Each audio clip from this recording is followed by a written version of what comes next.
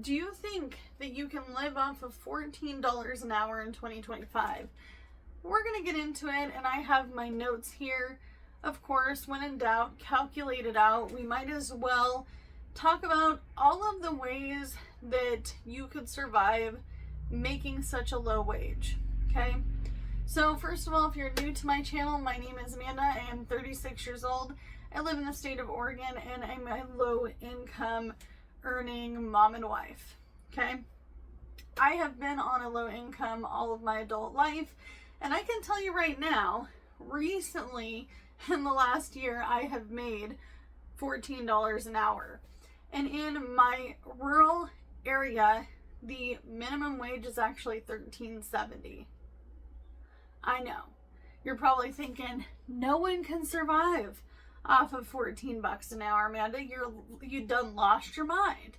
You lost your mind. But the truth is that there are ways that you can make it work if you had to. Obviously, this is not a good long-term plan, but there are people out there doing it. Now, I live in the state of Oregon. It's really expensive to live here. Oregon, California, Washington, we're all about the same, okay?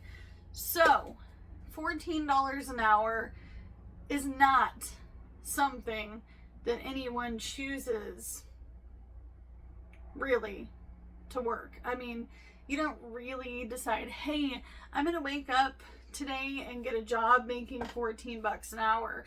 This may be a survival job for you. This may be a job for a senior. I see a lot of seniors trying to live off of this part-time with an addition to their Social Security or maybe even their disability check, okay? And I can say this for a fact because I do have a family member who is on disability. You can work a certain amount of hours. It may not be this amount of hours, but maybe you can work 15 to 20, 25 hours a week, depending on your situation in your case, okay? So I have seen tons and tons and tons of seniors out there trying to get jobs right now, especially with this crazy economy. So if you are retired and you're currently looking for a job, let me know in the comments down below because I'm curious. Where are you going to apply for a job? What types of jobs are you looking for? And how are you surviving off of retirement if you are retired and making it, okay? Maybe you have a dual income, and maybe this person has another person working. It's just calculating one person's income if you were to make 14 bucks an hour. So $14 an hour, 40 hours a week, which, let's be real, not a lot of places are doing full-time right now. A lot of part-time jobs out there. I wish that we had a census based off of part-time work in general, okay? So $14 an hour, 40 hours a week before taxes is $560 a week. That is $1,120 bi-weekly, so that's 2 weeks worth of income minus our Oregon state tax. Because I live in the state of Oregon, we do pay really high income tax, and I explained that in a previous video that when people move here, they kind of get caught off guard because they're not thinking of the fact that yes, we live in Oregon and we're not paying taxes on a lot of things, but your income is getting slapped. That's what's happening, okay? So after taxes, that's $806.40 every 2 weeks. So that means that your monthly income is $1612.80 a month. That's it. Now, I know a lot of folks that make it work. It's not going to be perfect. It's going to suck. It's going to be ugly, and you may have to do some of these things on my list because I have done them personally, and I can tell you right now, sometimes you just have to do what you got to do, okay? So let's talk about getting on assistance. If you are a single person, this might be fairly hard. If you're a single person with kids and you're making 14 bucks an hour, working 40 hours a week, then you might be eligible for benefits such as EBT and health care services, which in my state would be Oregon Health Plan. Okay. Now, the one downside to being a single person is you might not qualify for EBT food stamps. You may not be one of those people that has time to do the second step on our list, which is to go to food pantries, food banks. You're going to want to stretch every dollar you have. I'm talking eating super cheap. Beans and rice diet. Maybe you are doing rice and chicken. Maybe you are meal prepping all of your meals. Maybe you're going to the Dollar Tree. There are so many ways that you can cut down on food expenses. Now, let's be real. You can only cut out so much before you're stinky, you're starving, and you're really, really pushing the limits. Okay? So maybe if you are a person surviving off of this type of income, you may have special circumstances. I have special circumstances, and I'm going to explain why. Because a lot of people think I'm on Section 8, and I don't know how many times I need to explain it, but I'm sick of explaining it. But if you're making 14 bucks an hour, you have to think about, what kind of housing do I have? Now, I own this 1966 single wide in a mobile home park. So, no, I'm not on Section 8. I am just paying the lowest lot rent I possibly could find. So I'm paying $550 a month. That helps this budget out of $16,1280 if I was a single person trying to bust a move, trying to have a place to live. Right? I would be struggle busing it otherwise. I can tell you that for a fact. Now, I'm not a single person. I do have a husband who brings in income. It may be a low wage income, but income is still income. So, if you are by yourself, you get a little bit of EBT food stamps, you're on health insurance through the state, and you have a special circumstance. Maybe you are on Section 8 housing. Maybe you are on low income housing where it's income based. Maybe you're in a special circumstance where you live with somebody. Maybe you rent in a room. I don't know what your circumstance is, but regular happenstance apartment life is not going to work for you on this budget. I can tell you that 210%. 110% sure that you wouldn't be able to afford a regular apartment in my area with this kind of income, because you'd have to make 3 times the rent. And a studio apartment here is like $1,600. So I'm lucky.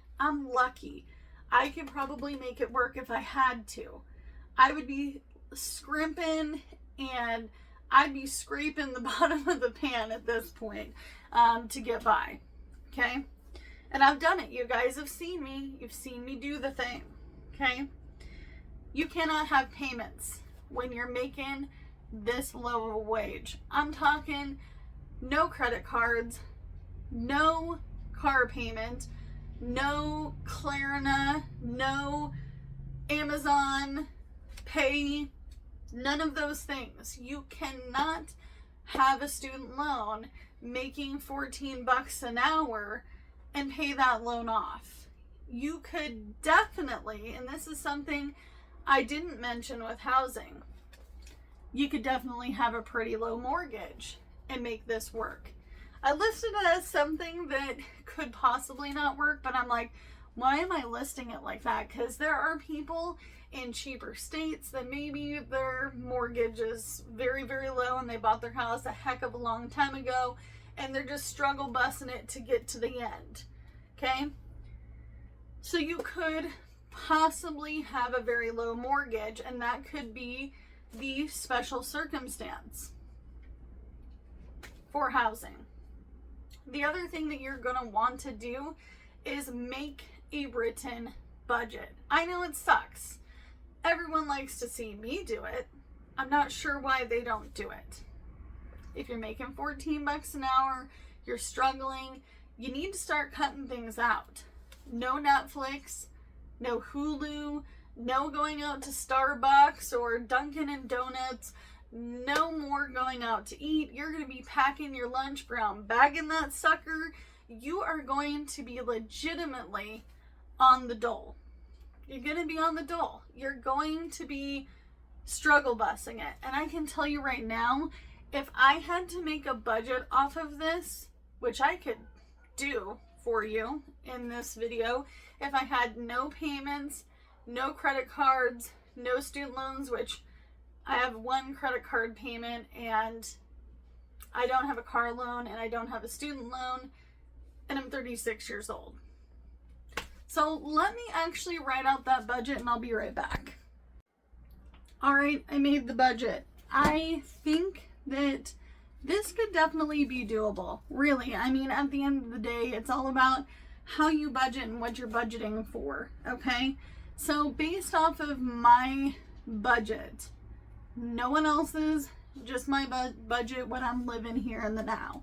Okay, so I have the basic bills written down, and then we'll go over variable expenses. Now, if you had to live this way, maybe you could cut back on some things to bring back some of the luxuries like Netflix and Hulu and stuff like that. I bring that back. It's all dependent on what you really think you can cut out. But this is how I would budget for this as a single person in the home I'm currently living in. Now, this is not my current situation, but this could be somebody else's. It could give you a very good idea of how some people are doing this, okay? So, I pay space rent. I own the manufactured home in this mobile home park, but I just rent the space. So, I pay $5.50 a month currently for space rent, okay? And then my water, sewage, garbage is fairly low because it's based off of an average in the park and depending on how many people are living here, okay? So that runs to be about $68 a month. I looked at my own budget to see that. By the way, if you hear my voice doing its thing, I'm dealing with some allergies, okay? My electric bill on average, not including winter time, would be $150, okay? Also, my internet would be $65. That is what it is currently. My car insurance, if I was the one that had to drive because of all of the sequence of unfortunate events in our lives, if it was me driving, I would be paying $97 a month for liability on my car. That is without towing, that is without roadside assistance, that's without a car rental and all the things if something was to happen to my car. Okay? And then we have we went through car insurance. We have credit cards. I did put this in here because it is a reality that a lot of people are in credit card debt. We're talking trillions and trillions of dollars in debt in the United States. So I figured I'd factor it in, okay? So that'd be $45. If you didn't have credit cards, that's where you could put Netflix and Hulu and maybe some little things that you want to bring back into your life, okay? Phone. This is very important. If you did not know, TracFone, along with a lot of other services that I currently do not use, but TracFone does $15 a month, unlimited talk and text. You may not have internet. You may not have internet on your phone, but I mean, really, you're not going to be living luxurious life here. You're living on the dole, as cheap as you possibly can. So that total out to be $990. And then groceries, depends on where you live, but everybody's dealing with very high groceries right now. So I put it at $320 a month. And that's for one person. Of course, like I said, you could go on a beans and rice diet, bring back some of the luxuries, But I guarantee you there will be a point in time in your life, been there many a times, especially when I was really hurting for money. Recently, in the last few years, I've had to really watch my grocery budget. So maybe you're eating beans and rice one night. Maybe you make chili in a crock pot and you have to live off of it for a couple of days of lunch. Maybe you decide to make a frozen pizza and you divide it out and make more meals. I mean, one of my kids can eat a whole pizza by themselves. I'm a space it out kind of gal, okay? If you needed to get to work, you're gonna live off of as little of fuel as you possibly can. You're not gonna be working $14 an hour, driving an hour out of your way, 45 minutes, and maybe instead of having a car, you're gonna walk, or you're gonna get a bus pass. Maybe you are in a big city like Portland, Oregon, where they have one of the best transit systems on this side of the United States. Okay? So maybe you don't have a car. You bring back the luxuries. Okay? But fuel, I put $200 a month, and that's really dependent on your area and your cost of fuel, which ours is fairly high, I can tell you that. We're pretty much a little bit under $4 a gallon, depending on where you go. Okay? And then household goods. I'm talking your toilet paper, your shampoo, your conditioner, your toothpaste. Maybe you need to buy feminine products because that's a reality. Maybe you are a person that wants to make sure that you have dog food. Maybe you have a dog. Maybe you have a cat and you spend money on cheap cat food. Obviously depends on everyone's situation. I am at no way near going to judge anybody for being on a low income and having a child or a pet, and you shouldn't either. Okay? So that I can't even talk. That totals out to be $620. Okay? So that leaves us with $2 left. $2. $2. That's it.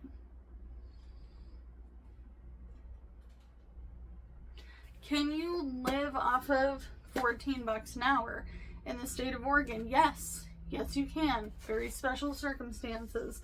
And I highly doubt you're going to have a really cheap mortgage unless you're really close to paying it off and you've had it for the last 28 years. Okay? But it could be different in your area. Maybe you can. If you are on such a low income, how do you deal with it? Do you have kids? Do you have pets? What do you do to cut costs? Are you one of those people who bulk shop? Do you only go out on Fridays and maybe you have a budget and you only slip a $20 bill in your pocket?